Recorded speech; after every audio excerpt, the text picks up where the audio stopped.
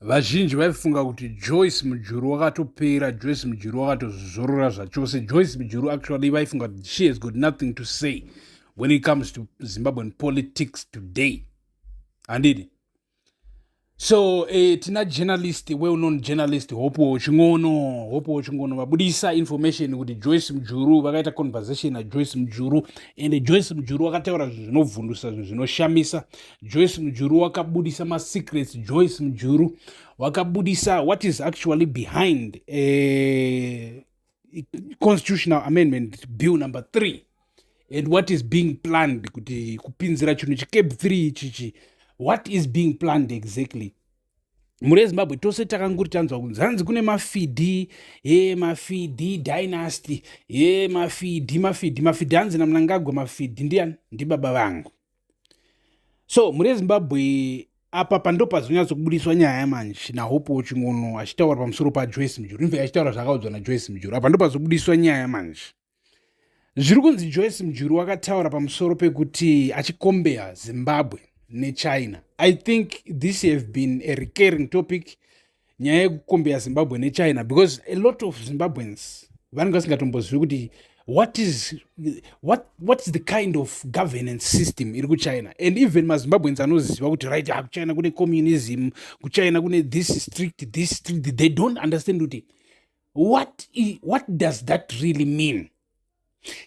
And zviri kunzi Joyce Mujuru pointed at one thing kuti look at the Zimbabwean parliament building. You know, Zimbabwean parliament building riri kunzi rakakosta around $140 or plus million, and all of that was funded and paid for by China. But hazvina kuti bozi takamboshamisika mazwa kuti angachiti iwe cause China inogotivakira parliament building kuti zvadiko yatadza kuvaka zvimwe zvinhu ngaivake maroad ngaivake mabridge ngaite sei kuti kuda kuti vakira parliament building imba yeutongi chirudzi ichocho.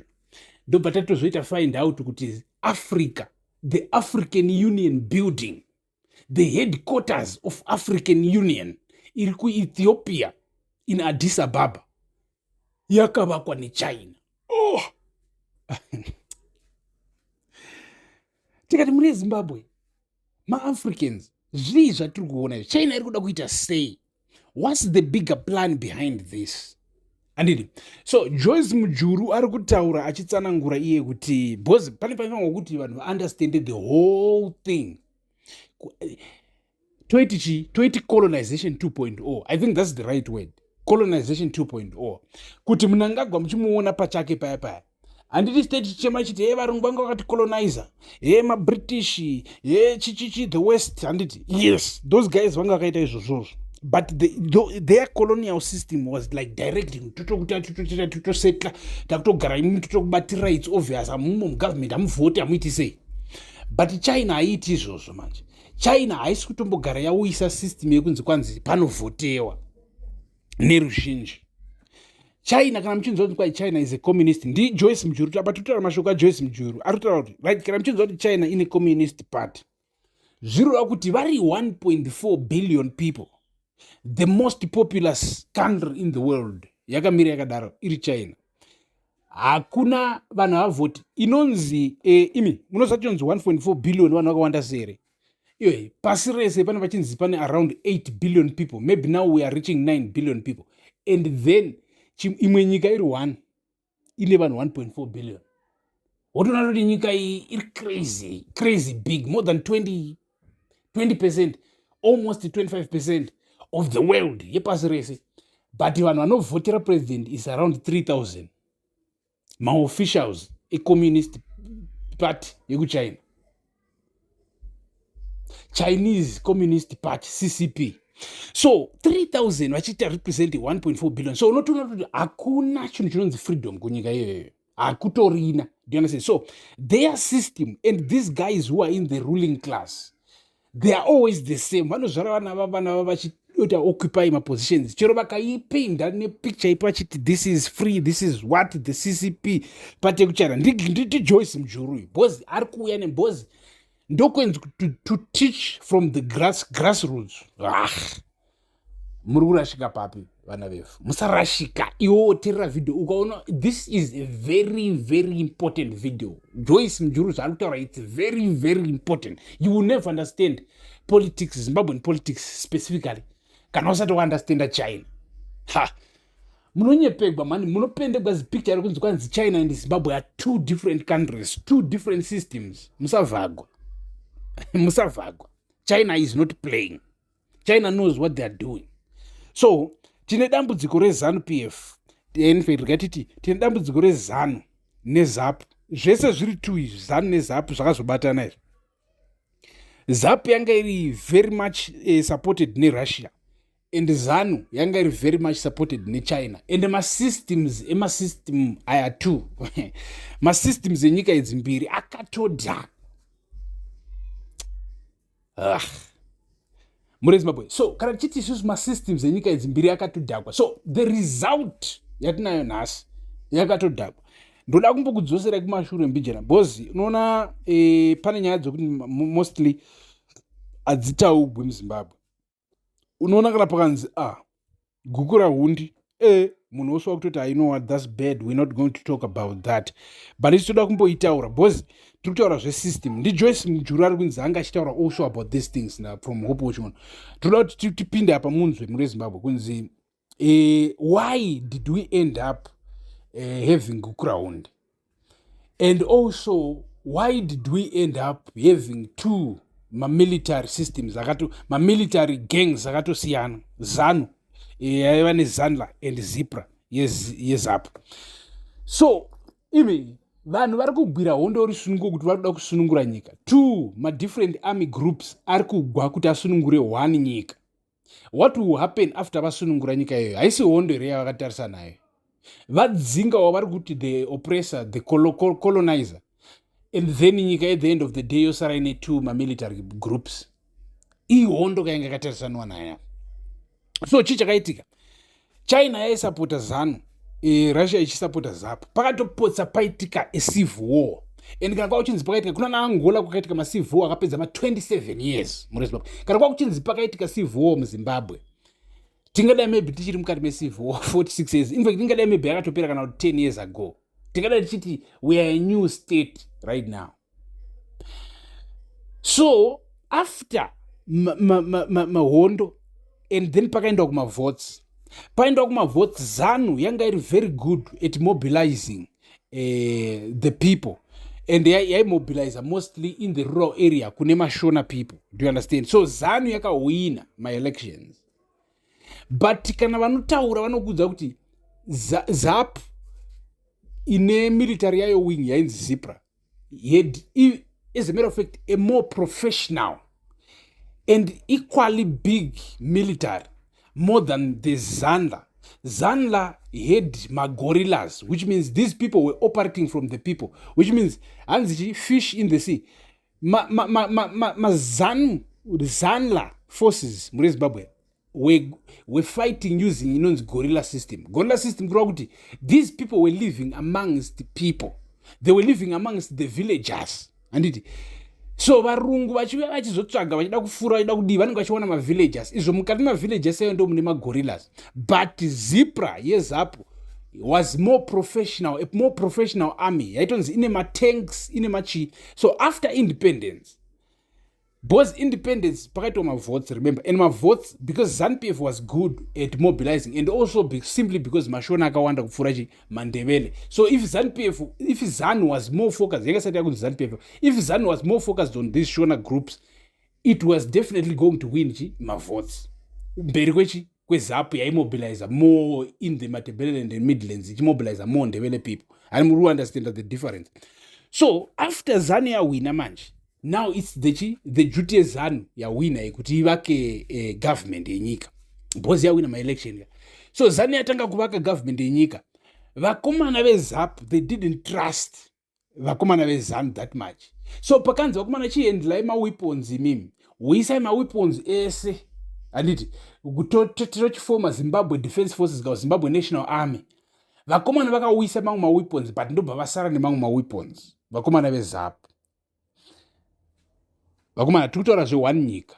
Kana munyika mukaita a political party yeZAPU iyi, because ZAPU is a political, yanga iri political party isati yabata nezano. So ZAPU iri political party kudaro muri Zimbabwe yakasara ine maweapons, ikatoviga maweapons in their farms and their chichi. This is non stuff because vanga vasingatrustiwo ZANU. But of course in the eyes yeZANU this was rebellion, and this was actually chibhomba chakamira kuputika. And musakangamwa imimi kuti because inyaya dzofanira kutaurwa semazimbabwe kuti tinzwisise tisarasika. Musakangamwa imimi kuti tribalism is real. Ani munondowisa politicians, they take advantages of different tribes. Because iwewo as a politician unokwanisa kungouya kuti unoziva chi ndoziva kuti inini mashona muno makawanda saka ndogona kungotaura inini from a tribal level ndakupusha mashona chichichi and then ndakutowina maelections. Sezvongoitika kana unoona South Africa kuti vanenge vachibudikira kuti unoziva kuti muno muzere maforeigners, rega ndingobuda ndichiataka maforeigners ndotovhotegwa naGayton Mackenzie votopinda. But you can also say unoziva chi Mandebele have been done wrong muno ndogona kungopusha from side remandebele ndotowina kuside kwamandebele ndotovawo kana MP kana chi ndira said munenge uchidivide vanhu same politician. So zvakazoitika muri Zimbabwe zvikaramba zvichiitika zvikazonolidha kuchii chatinoti pasine violence, especially when it comes to kufa kwemacivilians, vanhu vari innocent, vanhu vagere mumamisha, vanhu vasiri vehondo. Kwakazouya madissidents akaurayawo achifamba, because madissidents aiva masoja ezipra anga akatsamwa nekuti hatisi kubata zvakanaka nevava vezanu. Do you understand? Oro inini I cannot submit kumunhu wezanu. And vamwe vanenge vari tribalist achiti inini panguva iyoyo handisi kuzosubmita kumunhu wekumushona, handiri wandoona. And madissidents iwawo havasi vose, remember, havasi vanhu vezipra vose vakaita zvinhu izvi, but pane a group, according to history, not around 400 to 500 madissidents, and they killed groups of Shona people. They did whatever they did, and then somebody responded. Ndopa akazoenda kunouraya vanhu around 20,000 civilians, the Mandebele people, which was so bad. We don't want that. Hadinzi kwanzi kwaurawa vanhu vari innocent. Let my soldiers ngagari oga. So we will never, we will never justify. That is unjustifiable. Because pakafa vanhu vekuti vaiva innocent people. So tiripo panapa muri Zimbabwe. Zvinhu zvachitaurwa na Joyce Mujuru in these topics. So achitaura pamusoro pezvese izvi ndopaauya achizotanga kutaura pamusoro peCAB3 kuti no, you see CAB3 pacharoka is taking away democracy from the people. Iri kutora rusununguko kuvanhu, because as of right now muri Zimbabwe tinofanira kumove away from politics dzekuti isusu muri Zimbabwe ngaitaure kudaiso politics dzekuti Zimbabwe munhu mutapa, kureva kuti kana ukati iwowo Zimbabwe ukatanga kuti vazvana mutapa kana kuti munhu mutapa uri kuda kuti, in other words, uri kuda kudzosa maZimbabweans back in the history to the identity yekuva mushona, yekuva munhu mutapa. Do you understand? Woisa presidents muchigaro chamunhu mutapa. Chigaro chamunhu mutapa changa chiri a Shona king. You understand? Yes, tiri mashona isusu, but totozviona kuti apa uri kuparadzanisa vanhu. What about Mashangan people vatinavo muno muZimbabwe? What about Venda people vatinavo muno muZimbabwe? So we have to find a higher identity. What about the Ndebele people vatinavo muno muZimbabwe?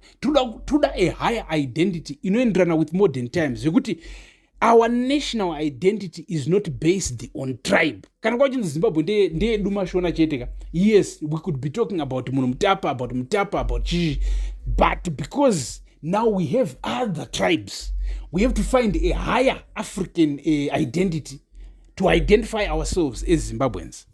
You understand? This is the same thing like in America. There are some white people in America who tries to identify America, the American identity, as a superior white person, of which now kune vanhu vatema, kwava nemahispanics, kwava nechichi. Do you understand that part? So we have to find a higher identity senyika. So zviri izvi ndo zvachitaurwa na Joyce Mujuru, not the exact words, but you can understand the idea. And it is so CAB3 pacharoka is a bad idea. CAB3 pacharoka is a very, very big bad idea. Are in alignment with that higher an African identity. As the African nation, we can no longer identify ourselves with, you know what, we want to promote. It's just like in South Africa. Somebody obudikira boys mazulu akawanda oti yeah, the Zulu king, the what, and then wakuda kuti president in South Africa who were identified as being the great Zulu king. You understand that part? You cannot do that. It cannot stand. What do you think about other tribes? What are they going to say?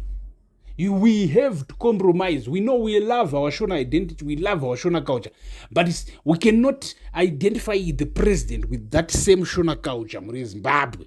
Yeah. Right. Thank you for watching. Stay blessed, stay tuned, stay subscribed.